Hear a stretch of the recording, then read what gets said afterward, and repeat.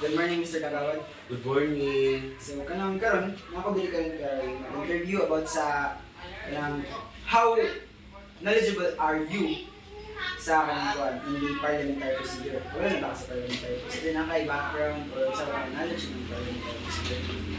Actually, kay gabi pa ko nag-search. So, sa to siya, then dito nila na ko nakuhaan na if nag-attend na ba ka seminar or ay something you're elected. Basta kay dito na ko siya napagili sa kanang it's about government, parliamentary procedure of government.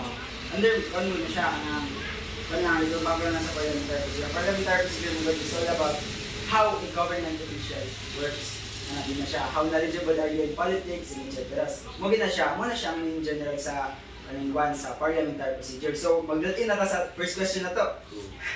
Ang first question na to here is that, have you received any training or education regarding the parliamentary procedure since becoming an SK official? Yes. After the election, in 1 week, we have this kind of training as a Bulan Kabataan mandatory training all over the Bukidnon. And then, it was November 13, if I'm not mistaken. Dahil last week of February, we came at El Salvador, Hotel Monicon for the workshop of CDYVP and ABDIP. So that was my first and second training during my term. Can you share any experiences where knowledge of parliamentary procedure has been beneficial in your role as an SQ officer? We during our workshop and seminar at El Salvador, that was the best experience during our terms. We came into workshop. We came into this position without knowing how to budget the 10% of the SK fund.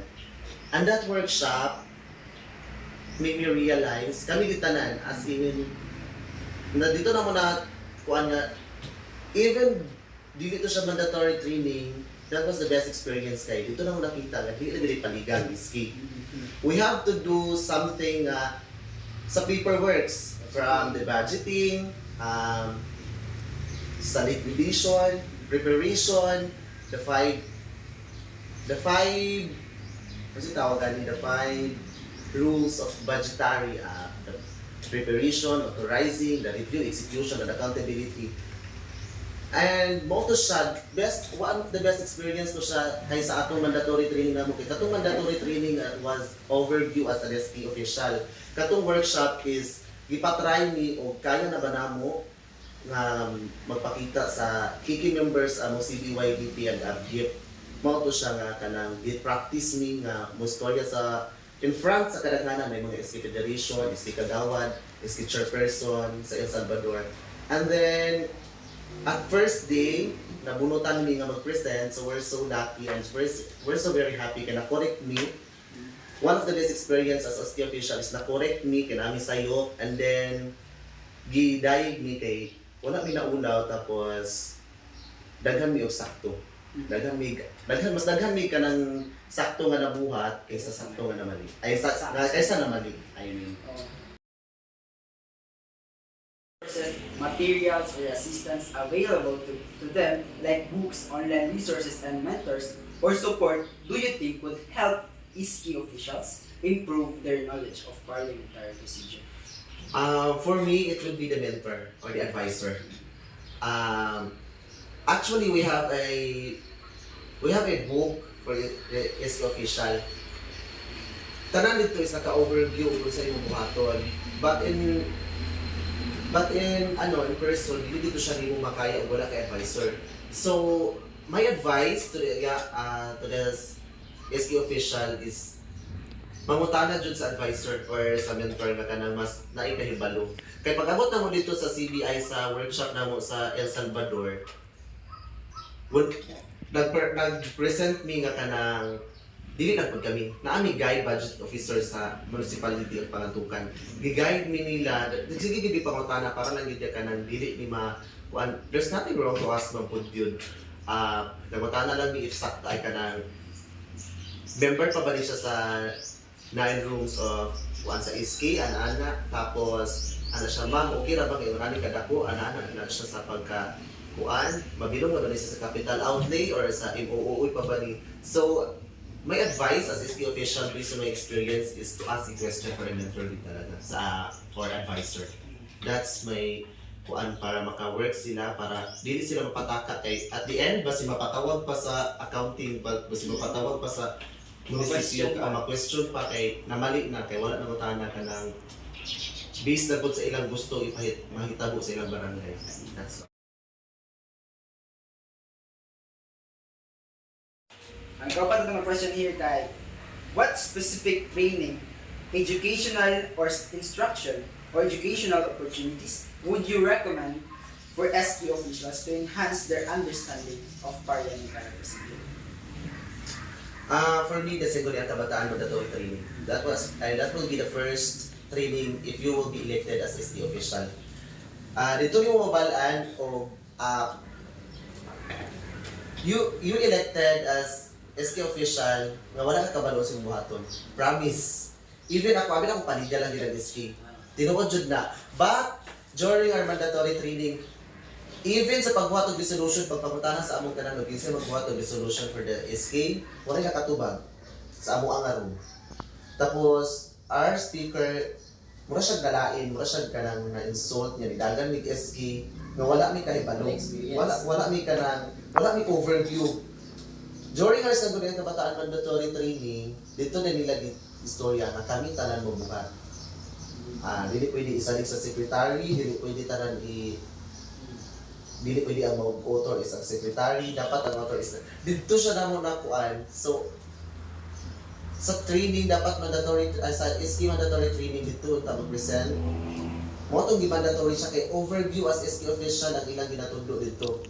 Og kung sa imong tawo, og ahara ka taman, og kanang aha ka pwede dili mo lapas, dili ka pwede mo as even as chairperson, dili pwede mo overpower sa kapitan, even kay wala pa mo guidelines nga gilahi gyud ang SK.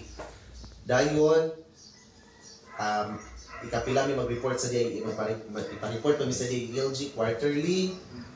And then daghan pa kaayo mi dapat buhaton. That's why every training and seminar is very important to attend as SK official week. Para ma-enhance nila ilang dili lang ilang pagserbisyo because that is given kay pa-elected ka tusa ka mo serbisyo, but ang imong kanang parliamentary procedure is kanang SK official nga saan mo pagsabot sa imong kanang katungdanan. So, the fifth one nga to ang kuan, ang ato ang question here is that, how do you believe understanding parliamentary procedure can improve your effectiveness as an SK official?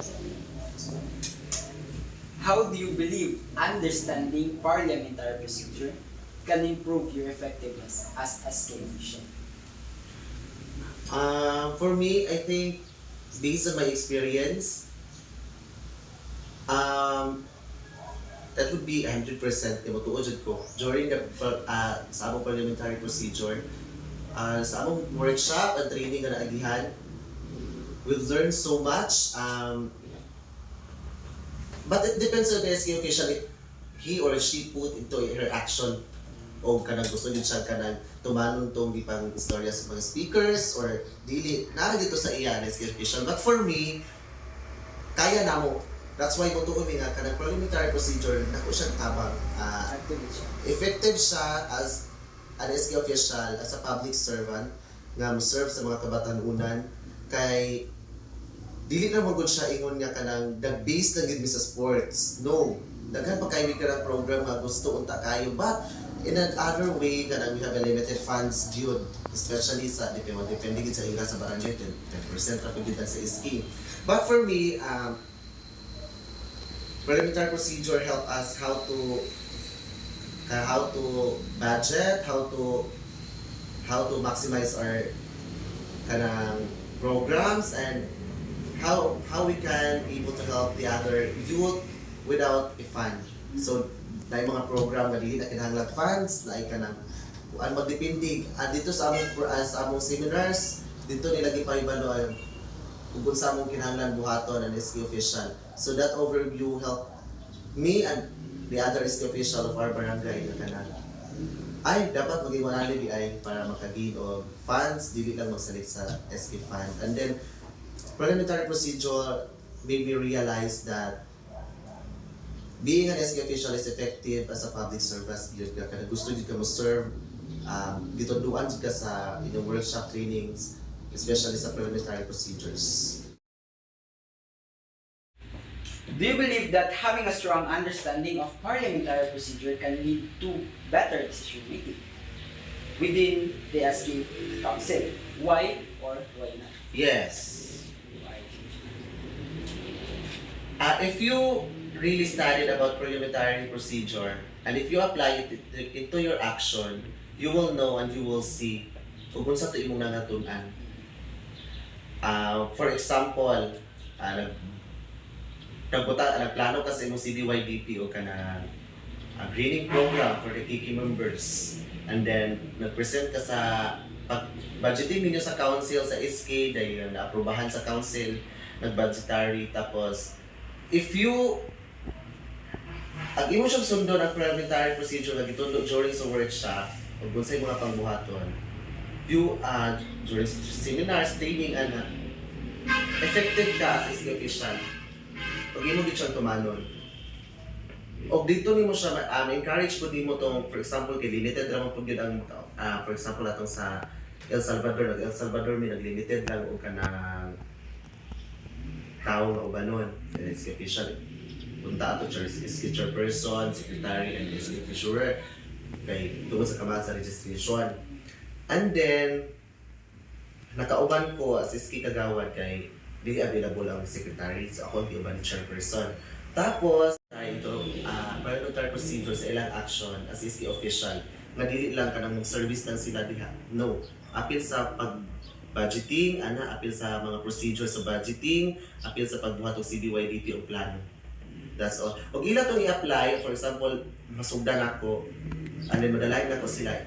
Effective ang among administration para sa pag-serve sa mga kabatanunan because of parliamentary procedure sa among training, workshops, and seminars.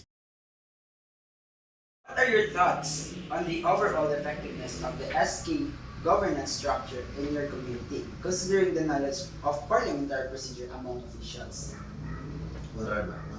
So what are your thoughts? Like, what's sa imuhang thoughts sa overall effectiveness of the SK governance structure? Like, kani, structure ninyo here, kung tanan ba ang naay parliamentary procedure na knowledge, o tanan ba mo na yung knowledge na? For me, kailangan pa dyan ako among to experience seminars and workshop is not enough sa SK official. So, kailangan pa na mo mag-base pa mi sa among experience, na pa mi pang-apply sa among actions, sa among pag-serve, sa among sa gikan na po to siya sa among mandatory training and ABF CDYDP link ng budget. Tapos, for me, kailangan pa din ako siya i-enhance. Napami kailangan i-enhance ang SK official para sa among gusto pang buhaton. Actually, daghan kayo gusto pang buhaton napay sa time ni Ate Prix na budget na wala pa pagawas. But as I said, kailangan para mo i-enhance among knowledge about sa parliamentary procedures, i-enhance among knowledge about sa pag-serve, and then of course i-enhance among knowledge sa pagbuhat tanan sa among mga programs and SK official. So that's why in that reason we can be able to, of course, to serve, to participate for any kind of workshops, and to enhance everything na kinahanglan namo i-enhance, especially our knowledge. What are the potential benefits of conducting an assessment of SK officials' knowledge on parliamentary procedure? For me, daghan ba but dito ko mag-focus sa kanang kuan sa ilang workshops sa during sa ABIF. Sa una, abi ginako ka ng, kung unsa tanan among masabutan sa among CDYDPs, kato siya pwede tanan budgetan. Kaso, during sa among workshop, kanang dito lagi pagbalo nga, we have a limited funds, pwede ninyo buhatan programa tanan ang among 9 rules of sa SK. Kaso, kailangan may limited funds, gi-allow nila nga dili tanan. Dito rin ako nabalaan, mo rin siya usa sa the best nga ako na kuan during sa seminar kina. As I said, duha pa gid ka seminar among atinan. Dito na din ako kuan nga kinahanglan namo budgetan ug kanang amo to ipalabi kung say mas maayo. That's why session or meeting is very important kay kanang makurom kay para mabuto-butuhan kay kung sa ipalabi nga kanang mga programs. Tapos sa parliamentary procedure dito din ako siya na balaan during sa mga seminar nga ay kinahanglan na natin priority o unsa pay needs sa mga key members, unsa pay kanang needs sa atong barangay, unsa pay need establish o unsa pay need ibutang sa atong barangay na wala na buhat sa past administration. So that's why sa among session kinahanglan ginawang meetingan ang mga programs nga among kanang na budgetan at mga programs nga among kanang among nasabutan nga mabuhat gid namo siya an SK official para effective mean as SK official o effective ang among learnings about parliamentary procedures. Okay, second to the last question here is that what do you think the result of this assessment could be used to support SK officials in their roles?